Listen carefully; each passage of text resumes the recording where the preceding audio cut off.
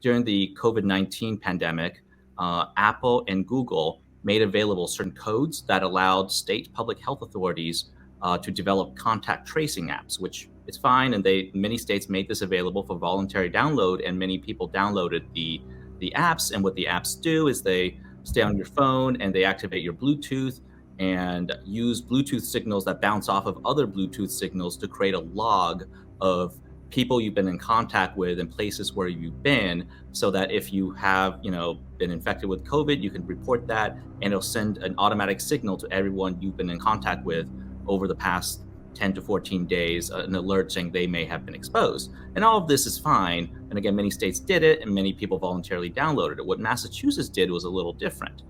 First, Massachusetts developed its own app in sometime around April 2021. And there were a lot of complaints. Nobody really downloaded it. There was not a lot of voluntary uptake. You go on the App Store and you see a lot of complaints saying, this only really works if everyone else has it. And honestly, no one's using this app. And so a few months later, sometime in the summer, Massachusetts worked with Google to automatically download a new version of their app onto what looks like over 1 million Android phones within the state of Massachusetts and surrounding states. Nobody consented to having this app downloaded on their phone.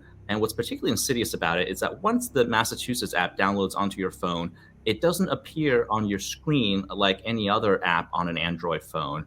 Instead, you have to go to settings and the See My Apps function, and then you can find there's this app that's developed by the Massachusetts Department of Public Health that takes up about 15 or 20 megabytes of your memory, and it appears to track your contacts and movements.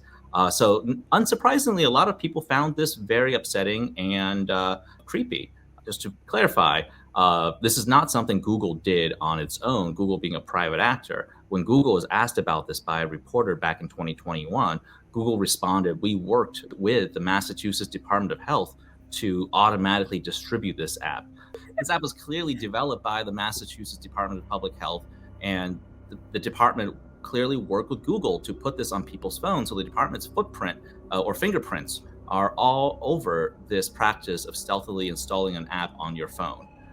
And so we filed a lawsuit, a class action, at the end of 2022, and that's pending before the district court in the state of Massachusetts right now.